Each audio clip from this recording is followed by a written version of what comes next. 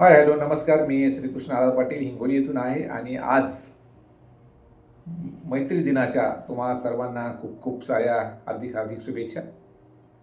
तुमच्या आणि माझ्या आयुष्यातील जे पहिले मित्र आहेत ते आहेत आपले आईवडील आणि त्यानंतर जे दुसरे मित्र आणि मैत्रिणी असतील ते आपले आजी आणि आजोबा असतात. हे तुमच्याही लाईफमध्ये तेवढंच खरं आहे आणि माझ्याही लाईफमध्ये तेच खरं आहे.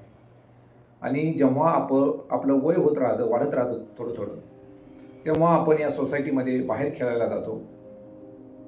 कारण आपल्या आईला आणि वडिलांना काम असतात, म्हणून ती आपल्यासोबत जास्त वेळ खेळू शकत नाहीत.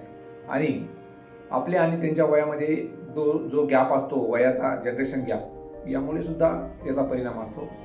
तर हे आपल्यासोबत खेळत नाहीत जास्त वेळ, म्हणून आपण सोसायटीमध्ये मित्रमैत्रिणीकडे खेळायला जातो आणि तिथून आपल्या मित्र आणि मैत्रिणीचा परिचय होतो. तेव्हा आपण शालेय जीवनामध्ये जातो, कॉलेजमध्ये जातो आणि आयुष्याच्या प्रत्येक टप्प्यावर आपल्याला वेगवेगळे मित्रमैत्रिणी मिळत असतात. परंतु जेव्हा मी शालेय आणि कॉलेज जीवनातील विद्यार्थ्यांशी चर्चा केली तेव्हा बरेचसे विद्यार्थी म्हणले की सर, आम्ही बऱ्याचशा गोष्टी आमच्या आईवडिलांशी शेअर करत नाहीत. तर मी त्यांना विचारलं की अशा कोणत्या गोष्टी आहेत तुमच्या लाईफमध्ये की ज्या तुम्ही तुमच्या आईवडिलांशी शेअर करत नाही? अशा तुमच्या लाईफमध्ये कुठल्याच गोष्टी नसायला पाहिजेत, कारण हे वय जे आहे तुमचं शालेय जीवन आणि कॉलेज जीवन, हे तुमचं करिअर पॉईंट आहे आणि यामध्ये तुम्हाला ह्या गोष्टीशी काही घेणं देणं नाही. आणि असा कुठलाच प्रसंग नाही की या वयामध्ये, या करिअरमध्ये तुम्ही तुमच्या आईवडिलांशी बोलणार नाही. तर काही मुलांनी सांगितलं की नाही बोलत सर आम्ही या गोष्टी. तर याच्या मागचं कारण काय आहे? यदा कदाचित एखादा प्रसंग आला आणि तुमचा मुलगा मुलगी एखाद्या ट्रॅपमध्ये जर अडकली तर त्यांच्या आयुष्याचं खूप मोठं नुकसान होतं. म्हणून सर्व पालकांना एक नम्र विनंती आहे की नुसत्या शाळेच्या फीस भरून, हॉस्टेलच्या फीस भरून होत नसतं. तर जो आपला मुलगा आहे, मुलगी आहे, यांच्याकडं अधूनमधून लक्ष ठेवणं, त्यांचे मित्रमैत्रिणी कोण आहेत, त्यांचं बिहेवियर कसं आहे, ते कसे वागणुकीला आहेत, त्यांचा माइंडसेट कोण्या पद्धतीचा आहे, यावर सुद्धा लक्ष देणं गरजेचं आहे.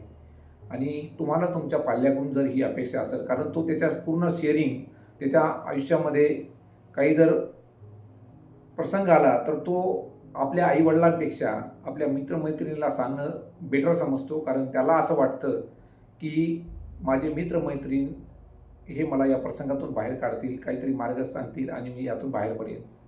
परंतु विद्यार्थ्यांनो, हे असं होत नसतं. कारण तीही तुमच्या समवयस्कर आहेत आणि त्यांनाही त्यांच्या आयुष्याचा अनुभव नाही जो तुमच्या आईवडिलांना आहे. आणि जे तुमचे आईवडील तुम्हाला मार्गदर्शन करतील, ठीक आहे, तुम्हाला रागावतील, बोलतील, मारतील, हाणतील, काही करतील, परंतु तुम्ही जर एखाद्या चुकीच्या ट्रॅकवर गेले असाल तर तुम्हाला ते लवकरात लवकर बाजूला करण्याचा प्रयत्न करतील आणि तुमची लाईफ डिस्टर्ब होऊ देणार नाहीत.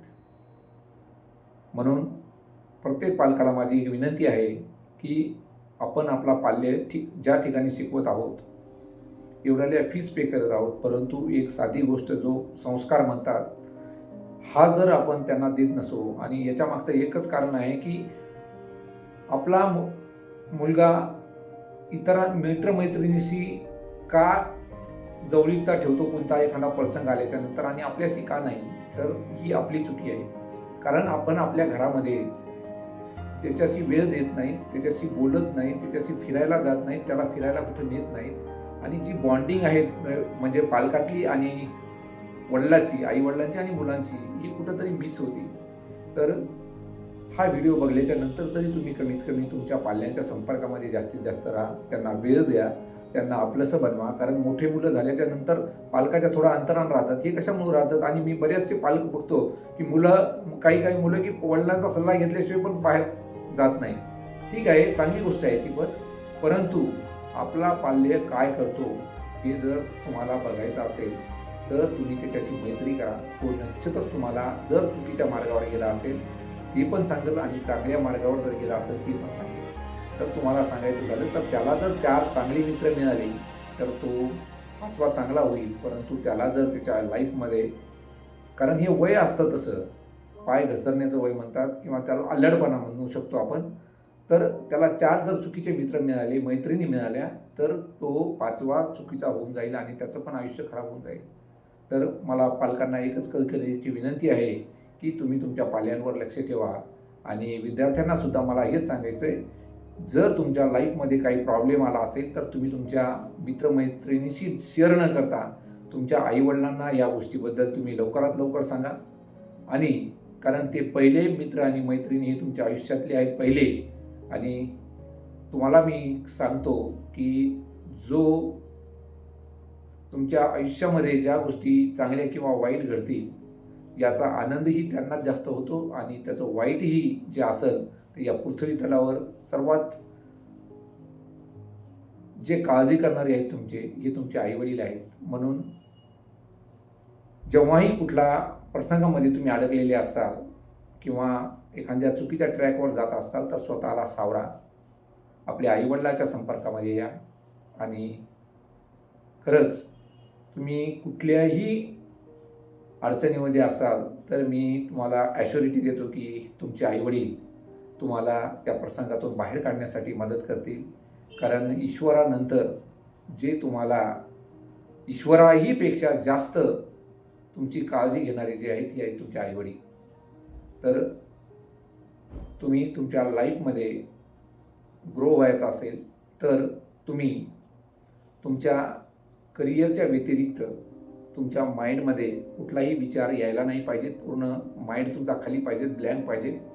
कारण या जगामध्ये काय होत आहे, मोदी साहेब काय करत आहेत, ट्रम्प साहेब काय करत आहेत, फडणवीस काय करत आहेत, कोण काय करत आहे याच्याशी विद्यार्थी दशेतील विद्यार्थ्यांना, शालेय जीवनातील विद्यार्थ्यांना आणि कॉलेज जीवनातील विद्यार्थ्यांना काहीही संबंध नाही. तुमचं करिअर हे तुमच्यासाठी मोस्ट इम्पॉर्टंट आहे. म्हणून या गोष्टीकडे लक्ष देऊ नका आणि प्रत्येक शेअरिंग ही तुमच्या आईवडिलांची करा. कारण त्यांना त्यांच्या आयुष्यातील खूप मोठा अनुभव आहे. आणि निश्चितच तुम्ही जर तुमच्या मुलांच्या संपर्कामध्ये जर पालक नियमित राहिले तर उद्या पश्चाताप येण्याची वेळ राहणार नाही. कारण आपण शाळांना फीस मोठ्या प्रमाणामध्ये देतोय, ट्युशन लावतोय, सर्व काही करतो, परंतु या गोष्टीची कुठेतरी मला पोकळी जाणवली आणि मुलं या सोशल मीडियामुळं चुकीच्या दिशेने जात आहेत हे असं मला जाणवलं.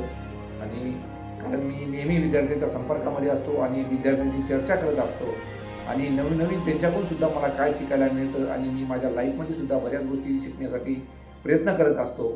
तर या व्हिडिओमधून तुम्हाला खरंच काही शिकायला जर मिळालं असेल तर हा व्हिडिओ जास्तीत जास्त लोकांपर्यंत शेअर करा, कॉमेंट करा आणि आपल्या पाल्यासोबत इतरही पाल्यांना या गोष्टीतून बाहेर काढण्याचा प्रयत्न आपण सर्व सहमतीनं करू आणि एक संस्कार पिढी घडवण्याचं जे या भारत देशाला सुजलाम सुफलाम बनवेल यासाठी आपण सर्वजण प्रयत्न करूयात. आणि असंच